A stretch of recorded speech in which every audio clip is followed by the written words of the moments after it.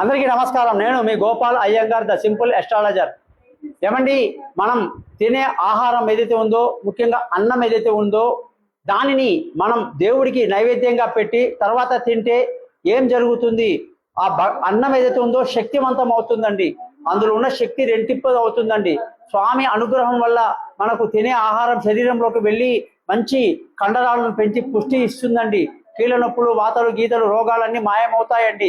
దేవుడికి నైవేద్యం పెడితే అది అన్నం కాస్త ప్రసాదం అయిపోతుందండి. నీళ్లు దేవుడికి సమర్పిస్తే అది తీర్థం అయిపోతుందండి.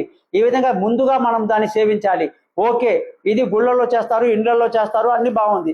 అసలు సిసలైనటువంటి మానవతావాదిగా నేను చెప్పేది ఒకటే, మీరు తినే ముందు మీ పక్కవాడికి అన్నం పెట్టండి.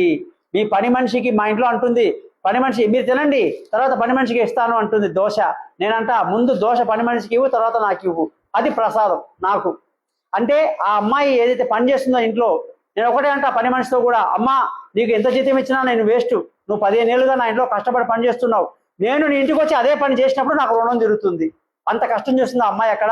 నేను ఎలాగో వాళ్ళ ఇంటికి వెళ్ళి చేయలేను కాబట్టి, ఆవిడ నా ఇంట్లో చేస్తుంది కాబట్టి ముందుగా నేను అంట మా ఆవిడకి, ఆ అమ్మాయికి వేడివేడిగా పెట్టు, తర్వాత నాకు పెట్టు, అది నిజమైనటువంటి ప్రసాదం అవుతుందండి. ఇంకొకటి, ఎప్పుడైనా సరే పక్కవాడి ఆకలి గుర్తించండి, వాడికి అన్నం పెట్టిన తర్వాత మీరు తినండి. అప్పుడు మీకు ఎంత అద్భుతంగా తినే వంట అన్నం మీకు ఎంత రుచిస్తుందో మీరే గమనించండి.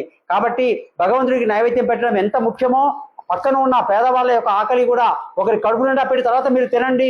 జీవితంలో అంతకంటే ప్రసాదం మరొకటి లేదని తెలియజేస్తూ, అందుకే ముందు అన్నాన్ని దేవుడికి పెడితే ప్రసాదం అవుతుంది.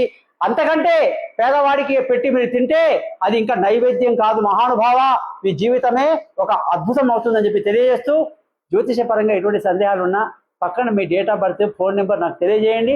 నమస్కారం.